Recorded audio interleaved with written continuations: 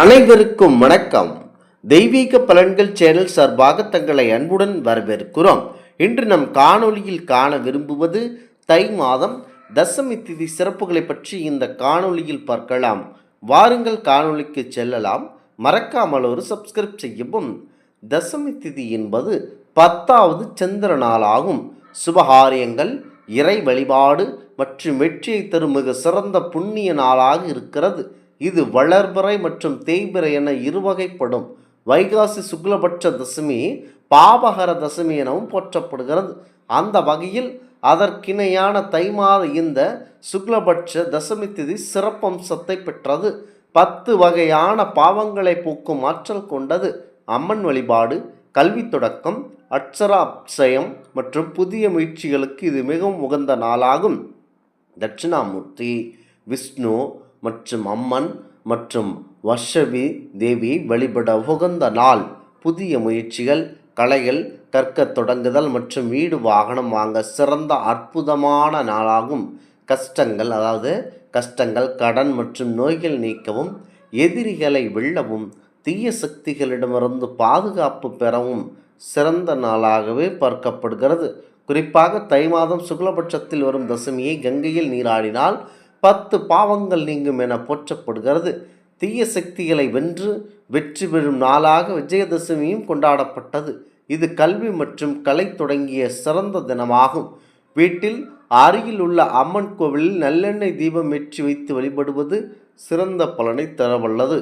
குறிப்பாக தசமி என்றால் வெற்றி என்று அர்த்தமாகும். எச்செயல் செய்தாலும் அதில் வெற்றி பெற வேண்டும் என்றே அனைவரும் விரும்புவார். அவ்வற்றியை நமக்கு தரும் நன்னாளே இந்த தசமி. கல்வி கலைகளை கற்க விரும்புபவர்கள் இந்த நாளில் தொடங்குவது வழக்கம். இந்த நாள் குழந்தைகளுக்கு எழுது பயிற்சி தொடங்கினால் கல்வியில் சிறந்து விளங்குவார்கள். இதனை அட்சர அபியாசம் என்பர். கூத்தனூர் சரஸ்வதி தேவி கோவிலில் அட்சர அபியாச வழிபாடு மிகவும் விசேஷமாகும். படிப்பு மட்டுமில்லாமல் சுய விஷயங்களையும் இன்று தொடங்கினால் எளிதில் வெற்றி பெற முடியும். குறிப்பாக தசமி என்று எந்த செயலை செய்தாலும் கண்டிப்பாக வெற்றி பெற முடியும் என்பது ஐதீகமாகும். குறிப்பாக இந்த தசமி திதி வரக்கூடிய அற்புதமான நன்னாளாகும். நாம் செய்யும் 10 பாவங்களை போக்கி பிறப்பில்லா முக்தி நிலையை அடையச் செய்யும் தசமி மாபெரும் சிறப்பம்சத்தை பெற்றது. குறிப்பாக இந்த தை மாதத்தில் வரக்கூடிய அமாவாசைக்கு பிறகு வரும் சுக்லபட்ச திதி 10வது வித பாதங்களை போக்கக்கூடிய தசமி ஆகும் மற்றும் தசர தசமி என்றும் அழைக்கப்படும். முக்கியமாக இந்த நாட்களில்தான் ஸ்ரீ ராம பகவான் அவர்கள் ராவணனை கொன்ற பாவத்தை நீக்கி கொள்ள சேது கடற்கரையில் என அழைக்கப்படும் தற்போதுள்ள ராமேஸ்வரம் ராமநாத சுவாமி எனும் மணல் லிங்கம் பிரதிஷ்டை செய்து வழிபட்டார் என ஸ்ரீ காந்தம் என்ற நூலில் குறிப்பிடப்பட்டுள்ளது. தை மாதத்தில் வரக்கூடிய இந்த தசமி திதி 10 வித பாவங்களை நீக்கக்கூடிய உன்னதமான தினமாக போற்றப்படுகிறது. இந்த நாளில் ராமேஸ்வரத்தில் உள்ள அக்னி தீர்த்தத்தில் நீராடி பின் கோவிலில் இருக்கும் புனிதமான தீர்த்தங்களில் நீராடினால் பாவங்களை நீக்கி புண்ணியம் கிடைக்கும் என நம்பப்படுகிறது. குறிப்பாக மறுபிறப்பில்லாத நிலை அடைவதற்கு பாவ புண்ணியங்கள் இல்லாத நிலை இருக்க வேண்டும். பாவம் செய்தால் நரகமும், புண்ணியம் செய்தால் சொர்க்கம் என்ற இரு வீடு வேறு என்ற நிலை தான் நாம் முக்தி அடைய தடையாக இருக்கிறது. அதனால் நல்லதை நினை, நல்லதை செய், நல்லதை நடக்கும் என கிருஷ்ணர் கூறியிருப்பதை பின்பற்றினால் முக்தி கிடைக்கும் என்பது வேதமாகும். இந்த தசமி தினத்தில் என்ன செய்தால் 10 வித பாவங்கள் தொலையும் என்பதை பற்றி தெரிந்து வைத்துக் கொள்ளுங்கள். மனதால் செய்வது 3 வகை பாவம், வாக்கினால் செய்வது 4 வகை பாவம், சரீரத்தால் செய்யப்படும் 3 வகை பாவங்கள் போக்கிக் கொள்ள இந்த தசமி நாள் உதவுகிறது. மனதால் செய்யக்கூடிய பாவங்கள் என்ன என்றால் பிறர் பொருட்களை அபகரிக்க நினைப்பது, கெட்ட எண்ணங்கள் தோன்றுதல், பிறர் மனைவி மீது ஆசை கொள்ளுதல், அடைய நினைத்தல், இது எல்லாம் மனதால் செய்யக்கூடிய கொடிய பாவங்களாகும். வாக்கினால் செய்வது 4 ஆகும். பிறரை கடுஞ்சொல்லால், வாக்கினால் என்றால் நாக்கினால் செய்வது, பிறரை கடுஞ்சொல்லால் காயப்படுத்துதல், பொய்மை பேசுதல், பிறர் குறித்து அவதூறாக பொய் கூறுவது, உண்மை தெரியாமல் ஒரு விஷயத்தை அறிவுக்கு பொருத்தாமல் ஏடாகுடமாக மற்றவரை மனம் மருத பேசுவது, இது எல்லாம் நாக்கினால் செய்யக்கூடிய மாபெரும் தவறாகும்.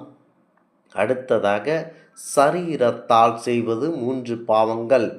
நமக்கான பொருளை தவிர பிறரின் பொருளை நாம் எடுத்து கொள்ளுதல், பிறர் மனைவியை தீண்டுதல், அநியாயமாக பிறரை துன்புறுத்துதல், இது எல்லாம் நாம் சரீரத்தால் செய்யக்கூடிய 3 பாவங்களாகும். இப்படி நாம் செய்யக்கூடிய 10 பாவங்களை அறுக்கக்கூடிய அருமையான நாள்தான் இந்த தசமி நாட்களாகும்.